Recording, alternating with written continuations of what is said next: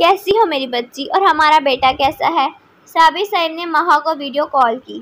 میں ٹھیک بابا، اور آپ کا بیٹا بھی ٹھیک ہے، بس مجھے تنگ کرنے کی قسم کھا لی ہے۔ مہا نے صابر صاحب کو بتاتے ہوئے ہادیہ کو گھورا۔ ارے میری بچی کو گھورو مت، سیما بیگم نے بیٹی کو جھڑکا۔ ٹھیک ہے ماما، بس آپ بھی پرائی ہو گئی ہیں۔ مہا نے مصنوعی ہانسو صاف کیے، شرارت سے بولی۔ ہاں، ایسا بھی کیا کر دیا میرے بیٹے نے؟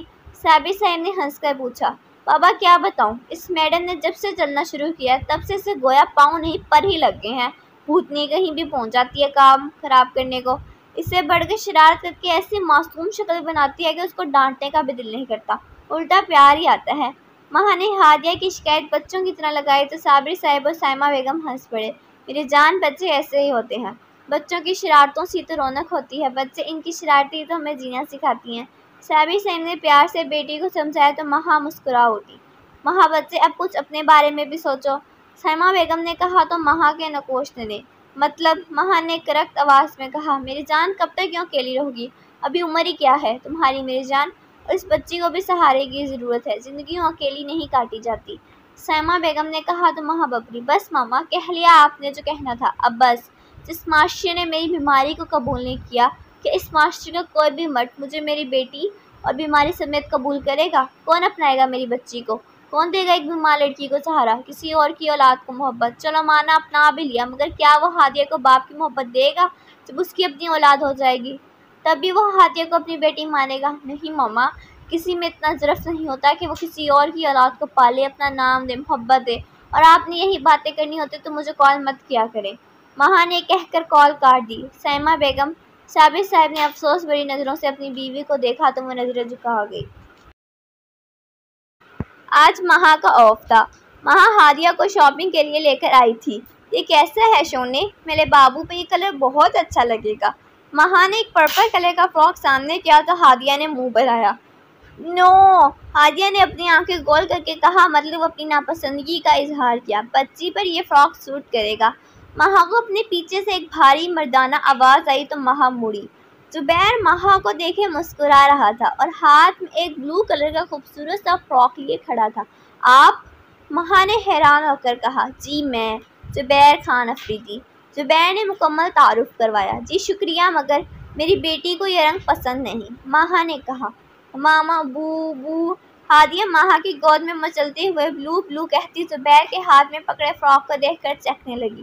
دراصل مجھے یہ رنگ نہیں پسند، مہا نے شرمندگی مٹانے کے لیے کہا اور ہادیہ کو لیے وہاں سے چلی گئی تو زبیر مسکرا اٹھا۔ مس ملک، یہ رنگ تو آپ پر بھی بہت جچے گا، زبیر نے دل میں سوچا اور سیل مین کے پاس چلا گیا۔ اسی رنگ میں ایسا ہی فراک چاہیے، ماں بیٹی کا جیسا ہوتا ہے۔ زبیر نے انگلش میں سیل مین کو بتایا تو اوکے سر کہتا فراک لینے چلا گیا۔ یہ دیکھیں سر۔ ٹھیک 10 منٹ بعد وہ سیل مین بوتل کے جن کی طرح حاضر ہوا۔ ٹھیک ہے، پیکٹ، زبیر نے کہا اور اپنے گارڈ کو لینے کا اشارہ کرتا مال سے باہر نکلا اور اپنی گاڑی کی طرف بڑھا۔ او گاڈ! مہا سڑک پہ کھڑی ادھر ادھر دیکھ رہی تھی، مگر کوئی ٹیکسی نظر نہیں آ رہی تھی کہ اچانک مہا کے سامنے ایک کالی گاڑی رکی۔ آئے مس ملک، آپ کو ڈراپ کر دیتا ہوں۔ زبیر نے گاڑی کا شیشہ نیچے کیا اور مہا کو آفر دی۔ شکریہ مسٹر خان، ضرورت نہیں، مہا نے ادھر ادھر دیکھتے جواب دیا۔ دیکھیں مس، ضد مت کریں، موسم سرد ہے، بچی بیمار ہو جائے گی۔ زبیر نے فکر مندی سے کہا۔ آپ کو میری بیٹی کی فکر کرنے کی ضرورت نہیں ہے مسٹر، میں ماں ہوں اس کی، میں زیادہ جانتی ہوں، مجھے زیادہ فکر اپنی بچی کی، آپ اپنے کام سے کام رکھیں، مہا نے تیز سے جواب دیا۔ اچانک بارش شروع ہوگی۔ او شٹ! بس بابو ابھی کنوینس مل جاتی ہے، وہ دیکھو، مہا نے دور سے آتی ایک ٹیکسی کی طرف اشارہ کیا کہ زبیر اچانک گاڑی سے نکلا اور مہا کے ہاتھ سے ہادیہ کو لیا۔ آپ انتظار کریں، اس بارش میں آپ کو آپ کی بلڈنگ کے باہر ملوں گا۔ زبیر یہ کہتا بنا مہا کے سنے گاڑی میں بیٹھا ڈرائیور نے زن سے گاڑی دوڑائی۔ میری بچی! مہا چیخی اور ٹیکسی کو روک کر زبیر کی گاڑی کا پیچھا کرنے کو کہا۔ مہا کو ڈر تھا کہ کہیں زبیر ہادیہ کو کہیں اور ہی نہ لے جائے، مگر اسے ہوش تب آیا جب زبیر کی گاڑی اس بلڈنگ کے باہر رکی جہاں مہا کا فلیٹ تھا۔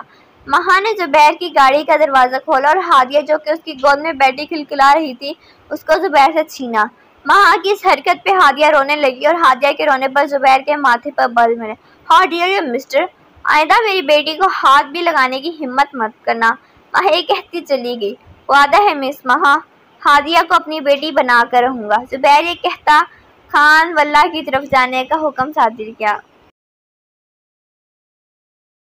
ماما میں پاکستان آنا چاہتی ہوں، بلکہ آ رہی ہوں۔ مہا نے پاکستان فون کیا اور اپنے ارادے سے آگاہ کیا۔ لیکن بیٹا یوں اچانک، سب ٹھیک تو ہے نا؟ سیما بیگم کو حیرت ہوئی۔ کہاں مما پاکستان کے نام سے بھی چڑھتی تھی، کہاں آج وہ پاکستان آنے کی بات کر رہی ہے؟ اچانک کی کیا بات ماما؟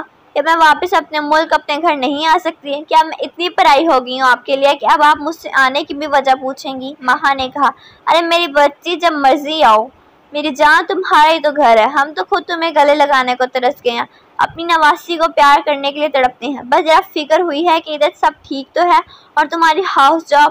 سیما بیگم نے فکر مندی سے پوچھا۔ جی ماما، جی ادھر سب ٹھیک ہے، بس اپنے ملک واپسی آنا چاہتی ہوں ماما، اور ہاؤس جاب پاکستان کر لوں گی، ڈگری تو مل گئی ہے نا ماما، ویسے بھی کبھی نہ کبھی تو واپس آنا ہی تھا، تو میں اب ہی کیوں، ویسے بھی ملک ہے میرا۔ پاکستان کی بات سن کر سیما بیگم اداس تھی۔ تمہارے اس ملک نے تمہیں دیا ہی کیا ہے مہا، سوائے دکھ اور تکلیف کے؟ تم یہاں پایا ہی کیا ہے سوائے کھونے کے؟ تمہیں حاصل ہی کیا ہوا ہے؟ سیما بیگم کی آواز رنگی ہوئی تھی۔ مما، میرے ملک نے مجھے ہمت دی ہے، لڑنے کی طاقت دی ہے، اور سب سے بڑھ کر مجھے جینے کی وجہ میری بیٹی دی ہے۔ میں نہیں چاہتی میری بیٹی ان انگریزوں کے بیچ پلے بڑھے، ان انگریزوں جیسے توڑ اتوار منوائے۔ میں چاہتی ہوں جس ماحول میں اس کی ماں پلی، اسی ماحول میں یہ بھی پروان چڑھے۔ مہا نے محبت بڑے انداز میں کہا۔ تم ٹھیک کہتی ہو مہا، وہاں رہ کر ہماری بچی پر غلط اثر پڑے گا۔ اچھا بتاؤ، کب آ رہی ہو؟ سیما بیگم نے پوچھا۔ انشاءاللہ اگلے ہفتے، مہا نے کہا۔ ٹھیک ہے میری جان، خیر سے آؤ، میں تمہارے پاپا کو یہ خوشخبری دوں، ہماری بیٹی اور نواسی آ رہے ہیں۔ ہائے ہائے، مجھے تو ابھی تیاریاں بھی کرنی ہیں۔ سیما بیگم نے محبت سے کہہ کر فون بند کیا اور صابر صاحب کو بتانے چلی گئی۔ خوشی کے مارے سیما بیگم کے چہرے پر پھوٹ رہی تھی۔